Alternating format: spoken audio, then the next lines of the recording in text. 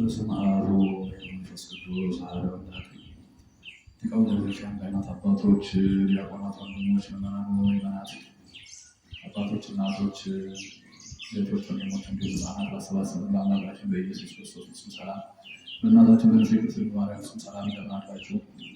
ፍጥረቱን ከፍቅር የሚያበላ የሚያጠጣ የድንግል ማርያም ልጅ ኢየሱስ ክርስቶስ የተመሰገነ ይሁን። አምላክን በድንግልና ጸንሳ በድንግልና የወለደችልን ዘላለማዊት ድንግል እመቤታችን የተመሰገነች ትሁን። እንዲሁ ሊቀ መላእክት የመላእክት አለቃ ቅዱስ ሩፋኤል የተመሰገነ ይሁን። ቅዱሳን መላእክት፣ ቅዱሳን አበው፣ ቅዱሳን ነቢያት፣ ቅዱሳን ሐዋርያት፣ ቅዱሳን ጻድቃን፣ ቅዱሳን ሰማዕታት እንዲሁም ቅዱሳት አንስት የተከበሩ ሴቶች ሁሉ ሳይቀሩ እግዚአብሔር አምላክ ባከበራቸው መጠን የተመሰገኑ ይሁኑ። ለ10 ደቂቃ አብረን ከእኔ ጋር እንቆያለን። በሚገባ ተከታተሉ። ለዛሬ የትምህርታችን ርዕስ የማደርገው በሉቃስ ወንጌል በምዕራፍ 1 ከቁጥር 50 ወሳሂሉኒ ለትውልደ ትውልድ ለእለ ይፈርህዎ ለሚፈሩት ግን ምሕረቱ ያው ለልጅ ልጅ ነው። ይህን ቃል የተናገረችው እመቤታችን ናት። ለሚፈጽሙት ይህ ቃል ለፍጹምነት የሚያበቃ እመቤታችን የተናገረችው ነው። ፍጽምት እመቤታችን የተናገረችው ነው። ይህ ቃል ለሚፈጽሙት የሚያከብር ክብርት እመቤታችን የተናገረችው ነው። ይህ ቃል ለሚፈጽሙት ጸጋ የሚሰጥ የጸጋ መፍሰሻ እመቤታችን የተናገረችው ነው። ይህ ቃል ለሚፈጽሙት እውነተኛ የሚያደርግ እውነት እመቤታችን የተናገረችው ነው። ይህ ቃል ለሚፈጽሙት ሕይወትን የሚሰጥ የሕይወት እናት ሕይወት እመቤታችን የተናገረችው ነው። ለሚፈሩት ግን ምሕረቱ ያው ለልጅ ልጅ ነው። እንግዲህ ዓለም እግዚአብሔርን የማይፈራ ሆኗል። የዓለም ሰዎች እግዚአብሔርን የማይፈሩ ሆነዋል እና እመቤታችን እንደተናገረችው እግዚአብሔር ለሚፈሩ ግን ምሕረቱ ለልጅ ልጅ ይተርፋል። በዚህ ርዕስ መሰረታዊ ዓላማ አድርጌ የምናገረው እግዚአብሔርን ብንፈራ ምሕረቱ ከኛም አልፎ ለልጅ ልጆቻችን እንደሚተርፍ ነው። አብርሃምን ብናይ አባታችንን እግዚአብሔርን የሚፈራ ነበረ። ከእርሱ አልፎ የእግዚአብሔር ምሕረት በልጁ በይስሐቅ አልፏል። ከይስሐቅም በያዕቆብ ለልጅ ልጁ እያለ ተርፏል እና እግዚአብሔርን መፍራት ያስፈልጋል። እግዚአብሔርን ባንፈራ ደግሞ እንደምንጎዳ ተቀምጧል ማለት ነው። እግዚአብሔርን እሺ ብንል የምድርን በረከት እንደምንበላ በስጋም በነፍስም እንደምንጠቀም፣ እምቢ ብንል ሰይፍ እንደሚበላን ማይበል መቅሰፍት እንደሚበላን ተጽፏል ማለት ነው። ስለዚህ እግዚአብሔርን መፍራት ያስፈልጋል። እግዚአብሔርን ብንፈራ ምሕረቱ በእኛና በልጅ ልጆቻችን ይሆናል። እግዚአብሔርን ባንፈራ ደግሞ መዓቱ በእኛና በልጅ ልጆቻችን ይሆናል ማለት ነው። እንደ ሀገርም እንደ ግልም መዓት እንዳይመጣ እንደ ነነዌ ሰዎች እግዚኦ ማለት ይገባል። ንስሐ መግባት ያስፈልጋል።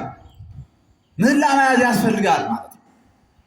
እንደ ግል ንስሐ መግባት፣ እንደ ሀገርም እንዲሁ ሱባኤ መያዝ፣ እንደ ግልም ሱባኤ መያዝ ንስሐ መግባት ያስፈልጋል ማለት ነው እና እግዚአብሔርን ያልፈሩ አካላት ተጎድተዋል። ከዲያብሎስ ጀምሮ እስከነ ሰራዊቱ ማለት ነው።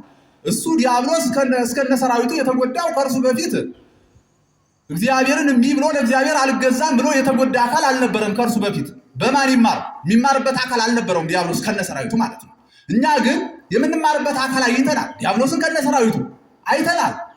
በእርሱ ልንማር ይገባል። ከዚያ በኋላ ለ5500 ዘመን የሆነው ሁሉ እናውቃለን። ከዚያ ሁሉ መማሪያ ያስፈልጋል። ተመልከቱ፣ ብዙ የምንማርበት ነገር አለ። ከዚያም ከዘመናችን ደርሶ እኛ በየቀኑ ሰው እንቀብራለን።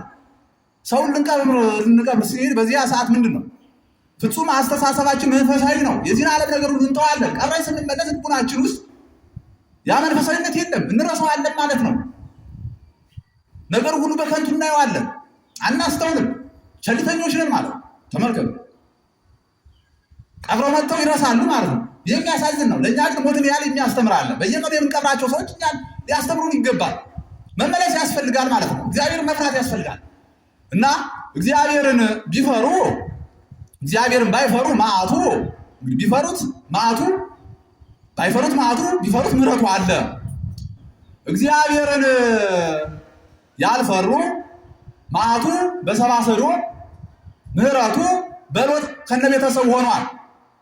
የገሞራ ሰዎች ሰብአ ሰዶም የሰዶም ሰዎች ገሞራ የምትባል ሀገር አለች። በውስጧ 5 ሀገራትን ጠቅልላ የያዘች ናት እና የሰዶም ሰዎች እግዚአብሔርን የማይፈሩ ሆነዋል። በደል ኃጢአት የሚሰሩ ነበሩ። በእነርሱ መካከል ግን ማን ነበረ? ሎጥ እግዚአብሔርን የሚፈራ ነበር። ስለዚህ የማይመለስ ሆኑ የሰዶም ሰዎች።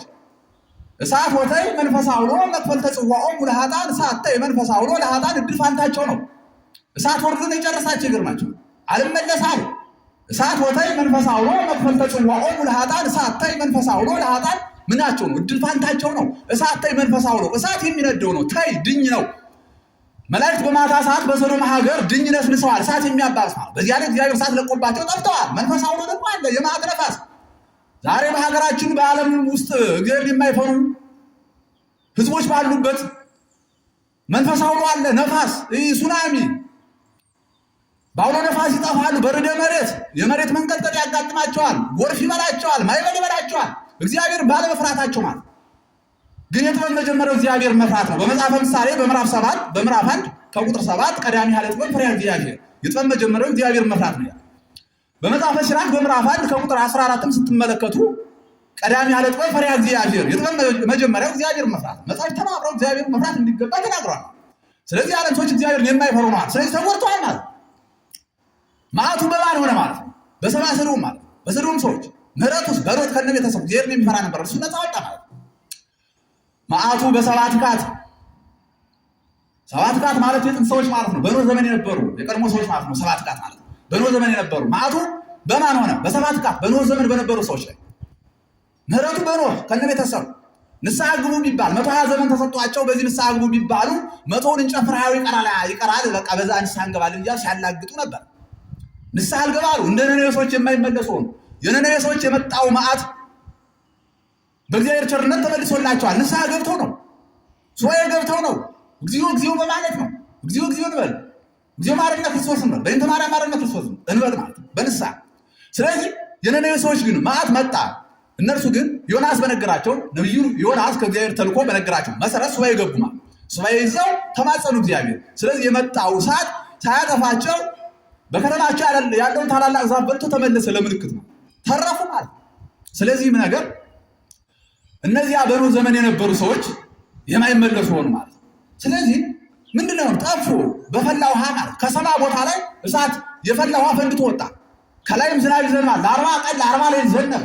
በዚያ ጠፉ ማለት ነው። ኖህ ግን ከነቤተሰቡ መርከብ ስራ ተባለ። በዚያ አመለጠ። እግዚአብሔር አተረፈው ማለት።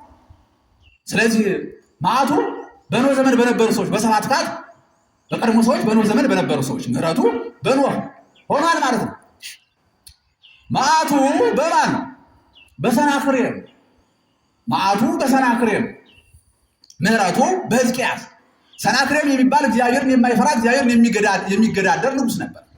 ሕዝቅያስ የእስራኤል ንጉስ ነው። እግዚአብሔርን የሚፈራ ነው። ሕዝቅያስን ሊወጋው መጣ። ሕዝቅያስን እግዚአብሔር ያድነኛል አለ። ሰናክሬም ደግሞ ይሄ እስቲ አምላኬ አምላኬ የሚለው እግዚአብሔር የሚያድነው ከሆነ አለዋል። ሰናክሬም እግዚአብሔርን አያውቀውም እንጂ እኮ ለሰናክሬም እግዚአብሔር አምላኩ። ስለዚህ ከተማውን ከበበው ሊወጋቸው ማለት። ቅዱስ ሚካኤል ግን ለሕዝቅያስ አግዞ ቅዱስ ሚካኤል ምን አደረገ? ጋት ሙሉ የእሳት ሰይፍ ቢያሳያቸው የሰናክሬም ሰራዊት ደም ጎርሰው አድረዋል፣ ሙተው አድረዋል። በጣም ብዙ ሺህ ነበሩ። ሰናክሬም ግን ለወግ እንዲበቃ አተረፈው። ለጉድ እንዲበቃ ሰናክሬምንና ሕፃን ቆጥሮ የማይዘልቀውን ያህል ቁጥር ሕፃን 1 2 3 ብሎ እስከ 10 ሊቆጥር ይችላል። 11 12 13 ሊል ይችላል። ከዚያ በላይ ላይቆጥር ይችላል። በጣም ውስን የሆኑ ሕፃን ሊቆጥር የሚችለውን የተወሰኑ ወታደሮች አተረፈለን። ሰናክሬም እነዚያን ይዞ ይሆን ጀምሮ ወደ አገሩ ደረሰ። ልጆቹ ያን ሁሉ ሰራዊት ያን ሁሉ ሺህ ሰራዊት የት ጥለው መጣ አሉት። ልጆቹ የት ነው ጥለው የመጣ? ያን ሁሉ ሺህ ሰራዊት የት ጥለው መጣ አሉ። የት ነው ሰራዊቱ? የት ነው አሉት። ያ የሰናክሬም ያ የሕዝቅያስ አምላክ አጠፋብኝ አለ። የሕዝቅያስ አምላክ ወደ ሰናክሬም አምላክ ነው አላወቀም። በጣም ተናደዱ ልጆቹ። እንዲህ አድርገህ አስጨርሰህ ትመጣለህን ብለው ተናደዱበት። ከዚያ ገብቶ ለጣዖቱ ይሰግዳል። ሲድራክ የሚባል ጣዖት ነበረው። በዚያ ሲሰግድ ወንዘ ይሰግድ ውስተ ቤተ ሲድራክ አምላኩ ቀተልዎ አድራማሌክ ሶርሶር ወልዱ አድራማሌክና ሶርሶር የሚባሉ ልጆቹ የቡና መውገጫ ዘነዘና ይዘው ከኋላ አናቱን በጥብጠው ገደሉት። አባታቸው መዓቱ በማን ሆነ? በሰናክሬም። ምሕረቱ በሕዝቅያስ። ተመልከቱ። መዓቱ በግብፅ እና በፈርዖን በግብፅ ሀገር 11 መቅሰፍት እግዚአብሔር አውርዷል። እስራኤልን ነፃ ለማውጣት ማለት ነው። መዓቱ በግብፅ ሆኗል። ተመልከቱ። በግብፅ 11 መቅሰፍት ነው ያወረደው። 10ኛው ሞተ በኩር የመጀመሪያ ልጆቻቸውን ቀስፏል። 11ኛው ስጥመተ ባሕር ነው። በኤርትራ አስጥሟቸዋል። የፈርዖንን ሰራዊት በኤርትራ ባህር እግዚአብሔር አስምጧል። እግዚአብሔርን የማይፈሩ ነበሩ። ምህረቱ ደግሞ በማን ሆነ? በሙሴና በእስራኤላውያን ማለት ነው። ሙሴ እግዚአብሔርን የሚፈራ ነው። እስራኤልም እግዚአብሔርን የሚፈሩ ናቸው። ለ215 ዓመት በባርነት ነበሩ በግብፅ። እግዚአብሔርን ግን የሚፈሩ ነበሩና እግዚአብሔር ነፃ ወጣቸዋል። እንዲህ ያለ ጉዳይ አለ ማለት ነው። ተመልከቱ። ባይመለሱ መዓት አለ እና ምህረቱ ለሚፈሩት ነው። እንግዲህ እመቤታችን እንደተናገረችው ለሚፈሩት ግን ምህረቱ ያው ለልጅ ልጅ ነው። ከራሳቸው አልፎ ለልጅ ልጅ ይተርፋል። እግዚአብሔር መፍራት ማለት ምንድን ነው? ንስሐ መግባት እኮ ይቅርታ መጠየቅ ነው። ከኃጢአት መጠበቅ ነው። በኃጢአትም ከወደቁ ንስሐ መግባት ነው። ተመልከቱ። የምንነሳበትን ምን አስቀምጧል? እግዚአብሔር ኃይል አስቀምጧል። ንስሐን አስቀምጧል። ካህናትን አስቀምጧል። መነሳት ይቻላል። ንስሐ መግባት። ስለዚህ ልንፈራ ይገባል። እመቤታችን እናታችን ቁጭ አድርጋ እግዚአብሔር መፍራት እንዲገባ ሳይታለች እና የዓለም ሰዎች እግዚአብሔርን የማይፈሩ ሆነዋል። የጥበብ መጀመሪያው ግን እግዚአብሔር መፍራት ነው። የዓለም ጥበብ ግን በእግዚአብሔር ዘንድ ሞኝነት ብላሽ ነው። እግዚአብሔር መላእክትና ሰውን ባለአእምሮ አድርጎ አዋቂዎች አድርጎ ሰርቷል። ጥበብ ሁሉ እግዚአብሔር ነው። ምድራዊ ጥበብም ቢሆን የእግዚአብሔር ነው። ታዲያ ግን እግዚአብሔር የሰጣቸውን ጥበብ የዓለም ሰዎች እግዚአብሔርን አላገለገሉበትም፣ ሰይጣንን ያገለገሉበት። ስለዚህ ጥበባቸው ብላሽ ነው። ጥበባቸው ከሞት አያድናቸውም ማለት ነው። ስለዚህ ጥበባቸው ከሞት ስለማያድናቸው ከሚመጣው ማዕበል አይተርፉም፣ ከሚመጣው እሳት አይተርፉም። እሳት ያጠፋቸዋል፣ አውሎ ነፋስ ያጠፋቸዋል። ተመልከቱ። ጎርፍ ያጠፋቸዋል፣ ማዕበል ያጠፋቸዋል፣ ግን አያድናቸውም ጥበባቸው። እግዚአብሔርን መፍራት ግን እውቀት ነው፣ ጥበብ። ስለዚህ እግዚአብሔርን መፍራት ያስፈልጋል። እግዚአብሔርን ስንፈራ የምድርን በረከት እንበላለን፣ በምድርም በሰማይም እንጠቀማለን፣ በስጋም በነፍስም እንጠቀማለን። እና እመቤታችን እናታችን እግዚአብሔርን መፍራት እንዲገባል በሚገባ አስቀምጣልን አለች ማለት ነው። ከዚያ ቀጥላ ምንድን ነው ያለች? እግዚአብሔርን የማይፈሩትን ወዘሮሙ ለላቢው ህሊናል ቦሙ በልባቸው ሐሳብ የሚኮሩ ትዕቢተኞችን በታተናቸዋል። በልባቸው ሐሳብ የሚኮሩ ትዕቢተኞች አጋንንት ነበሩ፣ የማይመለሱ ሆኑ፣ በታተናቸው ማለት ነው። ከኛ አስወገዳቸው፣ ምድረ ፋይድ አወረዳቸው፣ ሲኦል ገሃነም አወረዳቸው። እኛ ልጆቹን ነፃ ወጣን። በልባቸው ሐሳብ የሚኮሩ ትዕቢተኞችን በታተናቸው። አጋንንትን እግዚአብሔርን የማይፈሩ ነበሩ። ካለቃቸው ከዲያብሎስ ጋር ፈረደባቸው። ዛሬም በልባቸው ሐሳብ የሚኮሩ ከሰው አካላት አሉ፣ ከሰው ወገን አሉ። በልባቸው ሐሳብ የሚኮሩ እግዚአብሔርን የማይፈሩ ሊጠነቀቁ ይገባል፣ አለበለዚያ ይጠፋሉ ማለት። በልባቸው ሐሳብ የሚኮሩ ትዕቢተኞች ዛሬ እኮ አሉ ብዙ። በልባቸው ሐሳብ የሚኮሩ ትዕቢተኞች አሉ። ምን የሚለው ሰዎችን ብንገል እግዚአብሔር ምን ያመጣል ይላል። ለሰዎች መርዝ ብናበላ እግዚአብሔር ምን ያመጣል የሚሉ ሰዎችን በሐሰት መስክረን ብናሳስር እግዚአብሔር ምን ያመጣል የሚሉ የድሆችን ገንዘብ ብንዘርፍ እግዚአብሔር ምን ያመጣል የሚሉ የድሆችን ንብረት ብናወድም የሰው ንብረት ብናቃጥል እግዚአብሔር ምን ያመጣል የሚሉ ለሰው መርዝ ብናበላ እግዚአብሔር ምን ያመጣል የሚሉ የሰው ድንበር ብንገፋ እግዚአብሔር ምን ያመጣል የሚሉ ብዙ አሉ። የሰራተኞቻቸውን ደሞዝ የሚቀመው እግዚአብሔር ምን ያመጣል የሚሉ የሎሌውን ደሞዝ ይቀማል፣ የገረዷን ደሞዝ ትቀማለች። እግዚአብሔር ምን ያመጣል በማለት ለእርሷ ለባሏ ለልጆቿ ጥሩ ወጥ ስትሰራ ለገረዷ የሻገተ ምግብ የምታቀርብ ጎርፍ የሆነ ወጥ እኮ የምታቀርብ እንደ ጎርፍ የሆነ እግዚአብሔር የማይፈሩ ስንት ግፈኞች አሉ። እግዚአብሔር ምን ያመጣል የሚሉ ግፈኞች አሉ። ዛሬ እነርሱ ይጠፋሉ። በልባቸው ሐሳብ የሚኮሩ ትዕቢተኞች ናቸውና እንደ ዲያብሎስና እንደ አጋንንት ይጠፋሉ ማለት። ዲያብሎስን ከነሰራዊቱ ከአጋንንት ጋር ሲኦል ገሃነም አውርዶ እንዳሰራቸው በልባቸው ሐሳብ ዛሬም የሚኮሩ ትዕቢተኞችን እግዚአብሔር ምን ያደርጋል? ያጠፋቸዋል። ስለዚህ በልባችን ሐሳብ እንዳንኮራ ልንጠነቀቅ ይገባል ማለት ነው። እና እናታችን በልባችን ሐሳብ መኩራት እንደሌለብን በሚገባ አስጠንቅቃለች። ወነሶቶም ለኃያላን መናብርቲሆሙ ኃይለኞችን ከዙፋናቸው አዋረዳቸው። ወነሶቶም ለኃያላን መናብርቲሆሙ ኃይለኞችን ከዙፋናቸው አዋረዳቸው። እግዚአብሔርን የማይፈሩትን ኃይለኞችን ከዙፋናቸው አዋረዳቸው።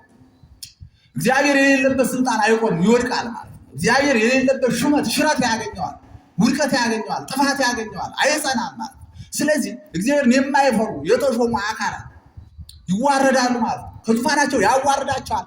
አዎ ምንድን ነው ያለችው እመቤታችን? ኃይለኞችን ከዙፋናቸው አዋረዳቸው። አጋንንት የእኛን ልቡና ምን አድርገው ነበር? ለ5500 ዘመን ዙፋን አድርገው ይኖሩ ነበር። ከልቡናችን አስወገዳቸው፣ ነፃ ወጣን ማለት ነው። እና ዛሬም ብዙ ትዕቢተኞች አሉ፣ እግዚአብሔርን የማይፈሩ በዙፋን ያሉ። እነርሱ ይዋረዳሉ፣ ይጠፋሉ ማለት ነው። እግዚአብሔር መፍራት ያስፈልጋል። ተመልከቱ። ወፈነወሙ ራቆሙ ለብዑላን ባለጸጎችን ባዶ እጃቸውን ሰደዳቸዋል። እግዚአብሔርን የማይፈሩ ባለጸጎች አሉ። እነዚህ ይጠፋሉ። ልክ አሁን ኃይለኞችን ከዙፋናቸው እንዳዋረዳቸው ሳኦል እግዚአብሔርን የማይፈራ ነበር። እግዚአብሔርን ያነገሰው ግን እግዚአብሔርን አይፈራው። እሱን አዋረደና ትሕትና ያለውና ዳዊትን አከበረው እግዚአብሔር። ልክ እንደዚህ ደግሞ ኃይለኞችን ከዙፋናቸው አዋረዳቸው። ይሄኛው ምንድን ነው? ኃይለኞችን ከዙፋናቸው አዋረዳቸው። ከዚያስ ባለጸጎችን ደግሞ ባዶ እጃቸውን ሰደዳቸው። ወፈነወሙ ራቆሙ ለብዑላን ባለጸጎችን ባዶ እጃቸውን ሰደዳቸው። እኛ ለ5500 ዘመን አጋንንት በእኛ ላይ በልጽገው እንባችንን እየገበርን እንኖር ነበር። ባዶ እጃቸውን ሰደዳቸው። ዛሬም ቢሆን ብዙ ባለጸጎች አሉ። በገንዘባቸው ተመክተው ድሆችን የሚበድሉ አሉ። ያንን ገንዘባቸውን እግዚአብሔር እንዳልነበረ ያደርገዋል። እሳት ይበላዋል። ብዙ ነገር ይዘረፋል፣ ይቀማል። ብዙ ነገር አለ። እግዚአብሔር የማይባርከው ነገር አለ። እግዚአብሔርን ካልፈሩ ገንዘባቸውን አይጠቀሙበትም፣ ቢታከሙም አይድኑበትም ማለት ነው። ከንቱ ይሆናሉ። ያላቸው እንዳልነበራቸው ነው የሚሆን ማለት። ስለዚህ እግዚአብሔርን መፍራት ያስፈልጋል። እና ይህ ሁሉ እግዚአብሔርን በማይፈሩ የሚመጣ ነው። ከዚያስ እግዚአብሔርን የሚፈሩትን ግን ምን አለች እመቤታችን? የተዋረዱትን ግን ምን አደረጋቸው አለች? ከፍ ከፍ አደረጋቸው። አይበዮሙ ለትሑታን የተዋረዱትን ከፍ ከፍ አደረጋቸው።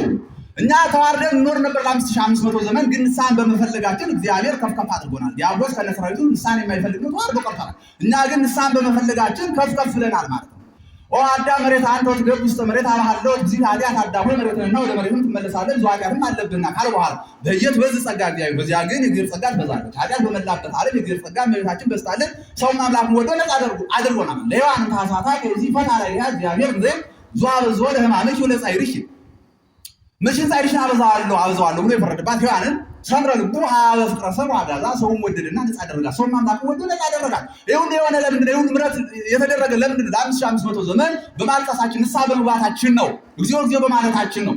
ንስሐን የማይፈልጉ ግን ያልተመለሱ ዲያብሎስ ከነሰራዊቱ ቀርቷል ማለት ነው። ስለዚህ ንስሐ መግባት ያስፈልጋል እና የተዋረዱትን ከፍ ከፍ አደረጋቸው አለች እመቤታችን። በምንድን ነው? በንስሐ ነው። የተዋረዱትን ከፍ ከፍ አደረጋቸው። 12 ሐዋርያት የተዋረዱ ነበሩ። ይገርማቸዋል። እርሻ አራሽ ነበሩ፣ አርሶ አደር ገበሬ ነበሩ። አንዳንዶቹ አሳ አጥማጅ፣ አንዳንዶቹ ቀራጭ ነበሩ። እነርሱን አንዳንዶቹ እረኛ ከብት እረኛ ነበሩ። ከብት እረኞችን ሰው ወደ መጠበቅ ተመልኩት። ሐዋርያትን ግን አከበራቸው፣ ከፍ ከፍ አደረጋቸው። ስልጣን ሰጣቸውና ከብት ከመጠበቅ ሰው ወደ መጠበቅ፣ አሳ ከማጥመድ ሰውን ወደ ማጥመድ፣ እርሻ ከማረስ የወንጌል ገበሬ ወደ መሆን እንዲህ አድርጎ ከፍ ከፍ አደረጋቸው። እግዚአብሔር የሚፈሩትን እግዚአብሔርን እያደረገ ከፍ ከፍ ያደረገ። ከዛ ስልጣን ሰጣቸው፣ ለካህናት የተሰጠውን ስልጣን። ጴጥሮስ አንተ ኮፍ በዲበዛች ኮፍ አሐንጽ አለ ቤተክርስቲያን ዮሐን አቅጸ ሲኦል ይክዋ ወይ ይሄይልዋ ጴጥሮስ አንተ አለትነ አንተ አለትነት ቤተክርስቲያን መሰረታል።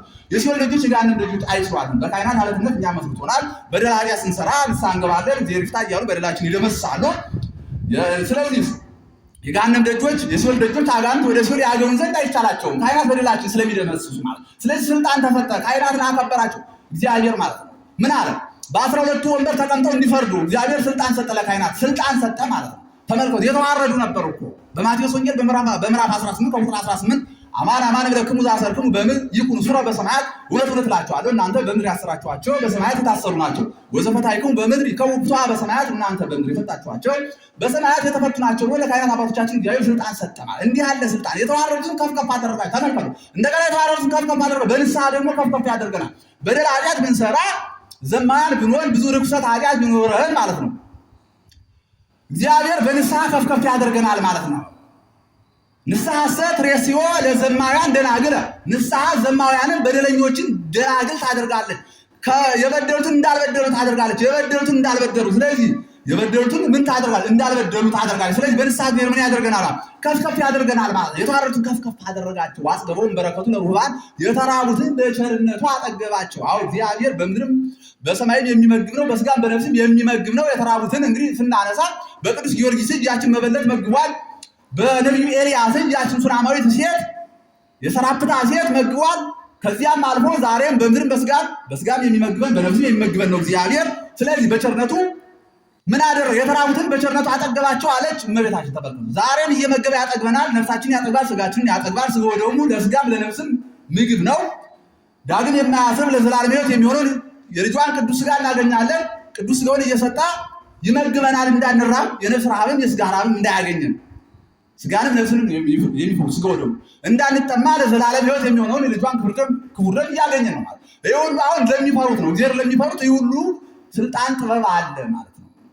ያበላል፣ ያጠጣል፣ ከድህነት ወደ ክብር ከፍ ያደርጋል። ይህ ሁሉ የሚሆን በምንድን ነው? እግዚአብሔርን በመፍራት ነው። እና እግዚአብሔር ልንፈራ ይገባል። እግዚአብሔርን ከፈራ ለገነት ለመንግስተ ሰማያት እንመጣለን። በበደል በኃጢአት ያለን ሁሉ ንስሐ እንግባ። ንስሐ ስንገባ እግዚአብሔርን ፈርተናል። ስለዚህ እንደገና ሰዎች ልንሆን ያስፈልጋል። ንስሐ መግባት ያስፈልጋል። እርሱ ምን ያሳያል? እግዚአብሔርን መፍራት ያሳያል። ከሰው ጥፋት መቼም አለ፣ ግን ብንወድቅም እንኳን ንስሐ መግባት ንስሐ ንጹህ ያደርጋል። የበደልነውን እንዳልበደልን ያደርጋል። ስለዚህ ንስሐ ስንገባ እግዚአብሔርን ፈርተናል ማለት እና እናታችን እንዲያደርጋ ጠንቅቃ በሚገባ እግዚአብሔርን የማይፈሩ እንደሚጎዱ እግዚአብሔርን የሚፈሩ እንደሚጠቀሙ እንዲያደርጋ ድንቅ እናት የእውነት እናት አስረግጣ ነግራናለች። እና እግዚአብሔርን በመፍራት እንኑር። እግዚአብሔርን በመፍራት ከኖር ምሕረቱ በእኛና በልጆቻችን ሁሉ ይቀጥላል ማለት ነው። ስለዚህ እመቤታችን ነግራናለች ማለት ነው። ወሳይል ለትውልደ ትውልድ ለእለ ይፈርህዋ፣ ምሕረቱ ግን ለሚፈሩት ነው፣ ለሚፈሩት ግን ምሕረቱ ለልጅ ነው ብላ እናታችን ነግራናለች። ርዕሳችን ነበረ።